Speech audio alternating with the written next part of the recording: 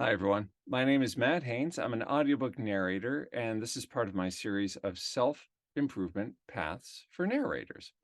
I'd like to start each week with a mantra or a certain practice that makes moving forward in my work as a narrator even easier and even more fun. So, we'll be talking about narration in this video, but I believe these paths are applicable to just about anything in your life that you want to improve. Give it a try if you run into any stumbling blocks along the way. Put it in the comments. Let's see what applies and what doesn't. So, this week is going to be all about the two magic markers of the trail. Now, what do I mean by that?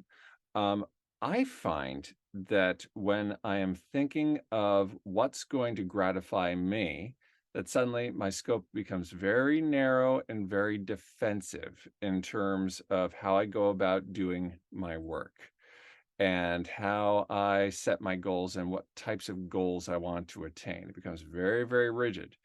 However, recently, when I've been thinking about the top priority being service to somebody else, suddenly possibilities open up. So, the two markers that I think will continually lead me to a trail of just magic and abundance are one is what I'm doing in service to somebody.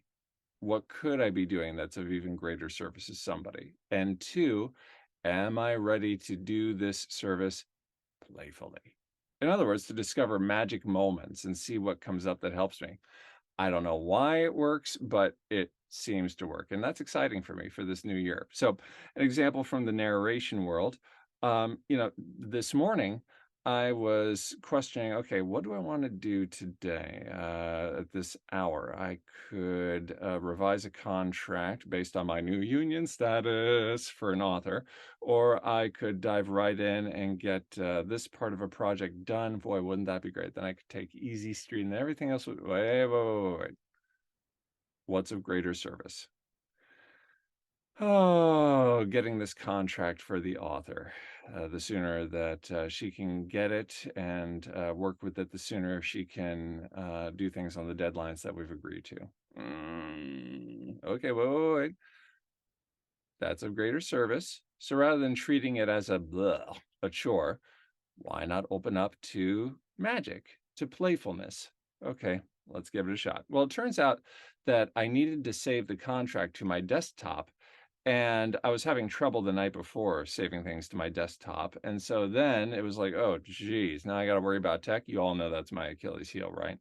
So, oh, I got to worry about tech. I got to do this. Well, just be in service to her, be in service to her. And suddenly I figured out how to load things back onto my desktop and be visible. And I just laughed and just had a wonderful session of work and productivity and service. Students, the pain of going through a thorough audition for not an audition, I'm sorry, a warm up for a book that you're about to read.